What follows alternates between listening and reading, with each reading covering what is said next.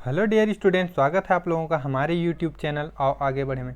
दोस्तों, आज हम लोग पंडित रविशंकर शुक्ल विश्वविद्यालय के बीए प्रथम वर्ष का पॉलिटिकल साइंस का फर्स्ट पेपर का आंसर डिस्कस करने जा रहे हैं। तो दोस्तों, इस क्रम में देखेंगे है कि हम लोग यूनिट नंबर फर्स्ट का क्वेश्चन है, राजनीतिक विज्ञान का अर्थ, परिभाषा एवं प्रकृति को बताइए। ये क्वेश्चन है दोस्तों, तो इसका आंसर आप लोगों के सामने ये रहा। तो ये है राजनीति विज्ञान की परिभाषा, इसको आप लोग नोट डाउन कीजिए, है ना। ये रही राजनीति विज्ञान की परिभाषा। इस क्रम में आगे चलते हैं। तो राजनीति विज्ञान का शक्ति का अध्ययन किया गया है। राजनीति विज्ञान मानवीय क्रियाओं का क्रिया किस प्रकार है उसको दिखाया गया है।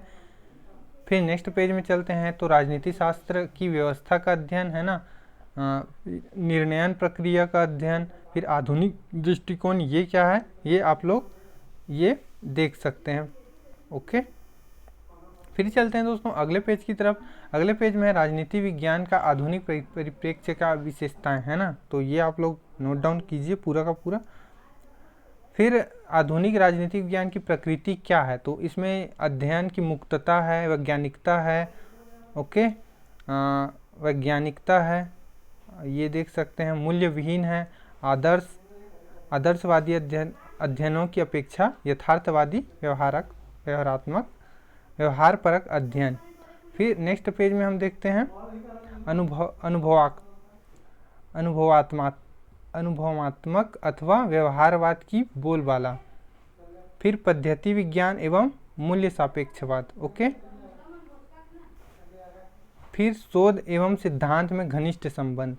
फिर है अंतर अनुशासनात्मक दृष्टिकोण।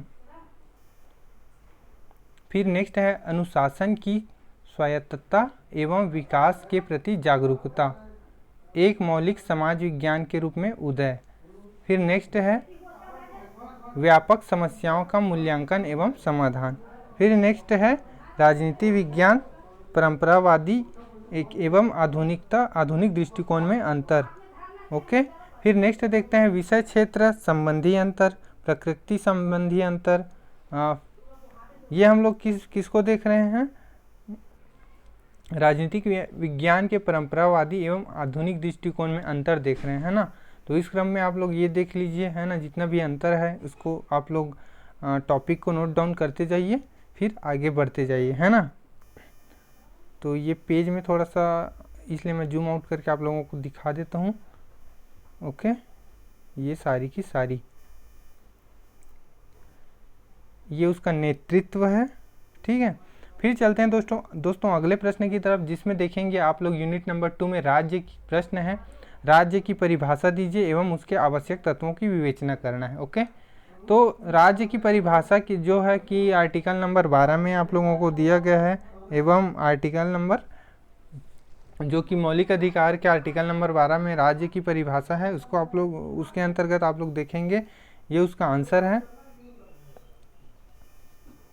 ना, राज्य एवं उसके आवश्यक तत्व।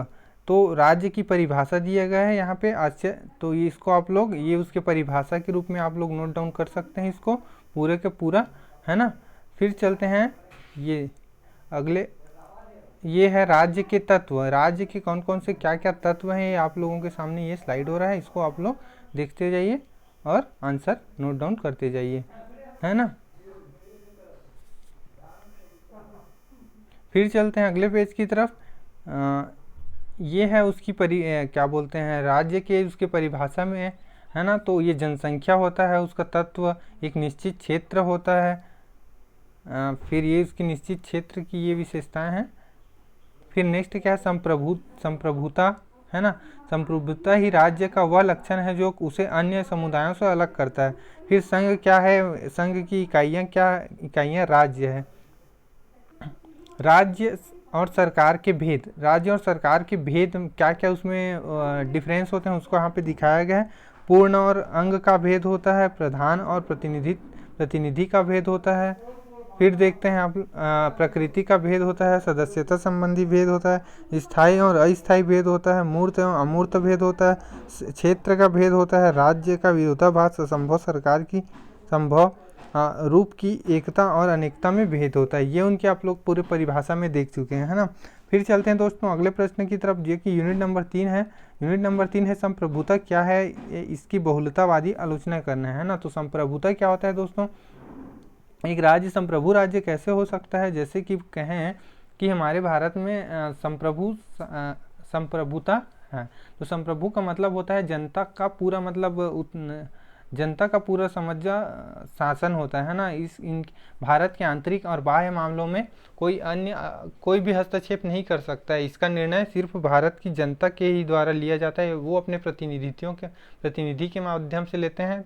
तो ये इस प्रकार से संप्रभु राज्य होता है, जिसकी परिभाषा यहाँ पे दिया गया है। संप्रभुता नागरिक व प्रजाजन के ऊपर राज्य की वह सर्वोच्च शक्ति है जिस पर कानून का कोई अंकुश ना हो, है ना। तो ये होता है संप्रभुता, जिसको आप लोग पूरे का पूरा नोट डाउन कीजिए। संप्रभुता के क्या क्या लक्षण है, यानी कि उसकी विशेषताएं, निरंकुशता, सर्वव्यापकता, स्थायित्व, अपृथकीकरण, ये सब चीज़ें है ना। फिर नेक्स्ट देखते हैं अविभाज्यता, अन्यता, मौलिकता। ओके, फिर संप्रभुता के विविध रूप, उसके टाइप क्या हैं, औपचारिक तथा वास्तविक संप्रभुता, कानूनी संप्रभुता, है ना। फिर ये हैं, नेक्स्ट चलते हैं राजनीतिक संप्रभुता क्या होता है जी। राजनीतिक संप्रभुता में देखते हैं ये, फिर उसके बाद वैध और यथार्थ संप्रभुता, उसके बाद जन संप्रभुता। तो इसको आप लोग ये टाइटल को लिखते जाइए और इसके कम से कम ये जो अलग से हाईलाइट जो है ना मोटे अक्षरों में उतनों को नोट डाउन करते जाइए, तो ये इनफ हो जाएगा, ठीक है। फिर चलते हैं ऑस्टिन का संप्रभुता सिद्धांत। तो दोस्तों मैं बता दूं आप लोगों को कि ये 15 नंबर का क्वेश्चन है, अर्थात 1000 से 1500 शब्दों के मध्य लिखना होता है इसको, क्योंकि ये निबंधात्मक क्वेश्चन है तो इसको 1000 से 1500 शब्दों के मध्य लिखना होता है। इसलिए आप लोगों के लिए फुल कंटेंट अवेलेबल करा रहे हैं। इसमें से आप लोग ये जो मोटे अक्षर हैं उनको प्राथमिकता देते जाइए और उनको नोट डाउन करते जाइए। उसके साथ साथ जो पॉइंट दिए गए हैं उनको सभी को नोट डाउन करते जाइए। जितने पॉइंट हैं उन सभी पॉइंट को नोट करो। हालांकि उसके अंदर 2 से 3 ही लाइन लिखो, लेकिन सभी को लिखो, ओके। तो उससे क्या होगा कि आप लोगों को ज़्यादा मार्क्स मिलेगा। फिर अगले पेज की तरफ चलते हैं दोस्तों। तो ये है अपना क्या है, उसके सिद्धांत देख रहे थे ना। तो ये सिद्धांत आप लोगों के सामने आ रहा है, इस सभी को आप लोग नोट डाउन करते जाइए, है ना। संप्रभुता की बहुलवादी आलोचना, ये जो क्वेश्चन का जो मेन पॉइंट था ना वो यहाँ पे है। तो बहुलवादी अपेक्षा में आप देखेंगे समाज की वर्तमान स्थिति के रचना के आधार पर बताएंगे, है ना। फिर नेक्स्ट बताएंगे ऐतिहासिक दृष्टिकोण के आधार पर, ओके। ये ऐतिहासिक दृष्टिकोण के आधार पर, व्यक्ति विकास के आधार पर, लोकतंत्र के आधार पर, कानून के आधार पर और अंतर्राष्ट्रीयता के आधार पर, ओके। तो ये आप लोग इसको पूरे नोट डाउन कर लीजिए। फिर चलते हैं बहुलवाद की आलोचना। तो इसकी आलोचना क्या है, तार्किक निष्कर्ष, अराजकता है। और बहुलवाद क्या है, कतिपय भ्रामक धारणाओं पर आधारित है। तो ये हो गया दोस्तों आप लोगों को पूरा का पूरा आंसर इसका। फिर सभी समुदाय समान स्तर के नहीं होते हैं, बहुलवाद के, ये आप लोग पूरा इसके पॉइंट को नोट डाउन कर लीजिए, पॉइंट को, ओके। फिर इसका महत्व क्या है बहुलवाद का, तो महत्व और निष्कर्ष इतने में आप लोग समराइज कर सकते हैं। आप लोग ये पूरा निष्कर्ष आप लोग नोट डाउन कर लीजिए, ओके। फिर चलते हैं दोस्तों अगले प्रश्न की तरफ, ठीक है। तो इसमें देखेंगे यूनिट नंबर 4 का एकात्मक और संघात्मक शासन की तुलनात्मक विवेचना करना है। तो एकात्मक क्या होता है और संघात्मक क्या होता है, ये आप लोगों को यहाँ पे डिस्क्राइब करना है। तो दोस्तों एकात्मक में हम लोग देखेंगे, एकात्मक का तात्पर्य राज्य की शक्ति एक ही केंद्रीय स्थापित सभा में केंद्रित होना, जबकि संघात्मकता का तात्पर्य राज्य की शक्ति का ऐसी सहयोगी सत्ताओं में विभाजित होना जिसमें प्रत्येक अपने अपने क्षेत्र में वैधानिक दृष्टि से स्वतंत्र हो। मतलब एकात्मकता से आशा है कि सभी शक्तियां केंद्र में निहित हो, है ना, वहीं से हैंडल हो सारी चीज़ें।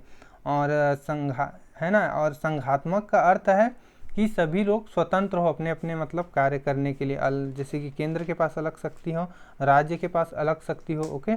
तो इसमें आप लोग देखेंगे एकात्मक शासन में देख रहे हैं जिसमें से उसकी परिभाषा दी गई है, ओके। फिर देखते हैं इसके एकात्मक शासन की विशेषताएं क्या हैं। तो एकात्मक शासन की विशेषताओं में आप लोग देखेंगे सबसे प्रथम है संविधान द्वारा शक्तियों का विभाजन नहीं होता है, स्थानीय सरकारों की केंद्र पर निर्भरता होती है और एक हरी नागरिकता होती है। एकात्मक शासन के गुण देखते हैं ना, प्रशासन में एकता आती है, प्रशासनिक शक्ति संपन्नता होती है, वैदेशिक संबंधों का कुशलतापूर्वक संचालन होता है, संकट काल के लिए उपयुक्त होता है, संगठन की सरलता होती है, राष्ट्रीय एकता रहता है। तो जैसे कि एकात्मक शासन आप लोग देख चुके हैं, जैसे कि चाइना में ज़्यादातर एकात्मक शासन होता है, पूरा केंद्र कंट्रोल करके रखता है, वही है। फिर देखते हैं दोस्तों हम लोग ये मितव्ययिता रहता है, एक उसके दोष देखते हैं, एकात्मक शासन के दोष। केंद्रीय सरकार के निरंकुश होने का भय रहता है, ओके। फिर राजनीतिक चेतना जागृत करने में असमर्थ रहता है, अक्षम और अकुशलक शासन रहता है, स्थानीय संस्थाओं के कार्य में बाधा होता है, नौकरशाही का शासन और विविधताओं वाले विस्तार राज्यों के लिए अनुपयुक्त होता है। फिर संघात्मक शासन में चलते हैं दोस्तों हम लोग, है ना। तो संघात्मक शासन क्या होता है, ये आप लोग इसकी परिभाषा नोट डाउन कर लीजिए। संघ की ऐसी प्रणाली है जिसमें केंद्रीय तथा स्थानीय सरकारें एक ही प्रभुत्व शक्ति अधीन होती हैं। ये सरकारें अपने अपने क्षेत्र में जिसे संविधान अथवा संसद का कोई कानून निश्चित करता है, उस माध्यम से ये लोग अपना प्रशासन चलाते हैं। फिर चलते हैं दोस्तों अगले पेज की तरफ, जिसमें हम लोग देखेंगे इसकी विशेषताएं। तो प्रभुत्व शक्ति का दोहरा प्रयोग, शक्तियों का विभाजन रहता है, संविधान की सर्वोच्चता होती है, न्यायपालिका की सर्वोच्चता होती है, दोहरी नागरिकता होती है। फिर इसके लाभ क्या है, राष्ट्रीयता, एकता, स्थानीय स्वशासन में सामंजस्य रहता है, निर्बल राज्यों की शक्तिशाली बनने की पद्धति रहती है ना। स्थानीय स्वशासन के लाभ होते हैं, मितव्ययिता के औद्योगिक विकास होते हैं, निरंकुशता की आशंका नहीं रहती है, राजनीतिक चेतना होती है, केंद्रीय शासन की कार्य कुशलता में वृद्धि होती है, विशाल राज्यों के लिए नितांत उपयुक्त है, जैसे कि भारत के लिए, ओके। विश्व संघ की ओर एक कदम, विश्व संघ की ओर एक कदम, है ना। फिर इसके ये ज़्यादातर इसके लाभ ज़्यादा हैं, है ना, संघात्मक के। और इसके दोष क्या है, आंतरिक प्रशासन संबंधी निर्बलता, है ना, जैसे कि इसमें अंतर्राष्ट्रीय क्षेत्र में निर्बलता, इकाइयों द्वारा पृथक होने की आशंका, संघ राज्य संगठन जटिल होता है, सीमा विवाद उत्पन्न होने की आशंका, राष्ट्रीय एकता आघात, अपव्यय, उत्तरदायित्व, अनिश्चितता। ठीक है, वो आप लोग अलग अलग एकात्मक और संघात्मक को देख लीजिए। इस प्रकार से हम लोग देखते हैं अंतर को बहुत ही कम लिखिएगा, इसमें ज़्यादा लिखने की जरूरत नहीं है। शक्तियों का विभाजन अंतर, प्रांतीय सरकारों की स्थिति में अंतर, नागरिकों की स्थिति में अंतर, ओके। ये फिर संघवाद की भविष्य, फिर ये कंप्लीट हुआ। फिर चलते हैं आगे यूनिट नंबर 5 की तरफ। लोक कल्याणकारी राज्य से आप क्या समझते हैं, इसके कार्यों की विवेचना करना है, ओके। तो ये है प्रश्न क्रमांक 5। इसका आंसर देखते हैं, लोक कल्याणकारी राज्य। जिस प्रकार से आप लोग भाग 4 को देखते हैं, डीपीएसपी को, है ना, directive principle of state policy, तो वहाँ पे होता है क्या है, पूरा संविधान ने राज्यों को, मतलब ये तो राज्यों को कैसे लोक कल्याण किया जाए, कैसे नीति बनाओ, इसके ऊपर अपना उन लोगों को निर्देश दिया है, जो कि बाध्यकारी नहीं है, ओके। तो इसमें आप लोग देख सकते हैं, इसको आंसर को पूरे आप लोग नोट डाउन करते जाइए। लोक कल्याण की उसकी परिभाषा है, फिर उसके लक्षण को, उसको पॉइंट को नोट डाउन करते जाइए। फिर देखते हैं, है ना, ये सब चीज़ें। फिर उसके कार्य क्या होते हैं। तो लोक कल्याणकारी राज्य के कार्य, सरकार इसमें पूरे जन कल्याण के लिए कार्य करता है, पूरी उसी के आधार पर योजनाएं बनाता है। तो आप लोग ये देख रहे हैं, आंतरिक सुरक्षा, व्यक्तियों की पारंपरिक व्यवस्था, कृषि उद्योग, व्यापार का नियमन, आर्थिक सुरक्षा, जनता के जीवन स्तर को ऊंचा करना, शिक्षा स्वास्थ्य संबंधी कार्य, सार्वजनिक सुविधा संबंधी कार्य, ये सब चीज़ें क्या है, आप लोग नोट डाउन कर लीजिए, ओके। फिर चलते हैं अगले पेज में। लोक कल्याणकारी राज्य का मूल्यांकन करना है, आप लोगों को बताना है ना। व्यक्तिक स्वतंत्रता का हनन, ऐच्छिक समुदाय पर आघात, नौकरशाह का भय, अत्यधिक खर्चीला, है ना, क्योंकि ये राज्य के द्वारा होता है और पूरा कल्याणकारी संबंधी प्रोसेस है, इसलिए अत्यधिक खर्चीला होता है। दोस्तों हम लोगों ने सारी की सारी चीज़ें आप लोग सोर्स से बता दें, राजनीति विज्ञान के भारतीय शासन एवं जिसका है ना एवं राजनीति से लिए हैं, जिसका वो है क्या बोलते हैं, राइटर डॉक्टर पुखराज जैन है। मतलब आप लोग रेफरेंस में इसका नाम लिख देंगे तो आप लोगों को काफ़ी ज़्यादा मार्क्स मिलेंगे, है ना। ये फिर नेक्स्ट आप लोग लिख देंगे इसमें सोर्स में भारत की राज्य व्यवस्था, है ना, ये एम लक्ष्मीकांत ये राइटर है ना। तो आप लोगों को सोर्स का बता देता हूँ जहाँ से हम लोगों ने आंसर कलेक्ट किए हैं। तो आप लोग रेफरेंस में लिखिएगा बुक का नाम, है ना, और राइटर का नाम, तो आप लोगों को ज़्यादा मार्क्स मिलेंगे। तो ओके दोस्तों, हमारी टीम की तरफ से आप लोगों की बहुत सारी ढेर सारी शुभकामनाएं। आप लोगों का पेपर अच्छा, wish you all the very best, thank you.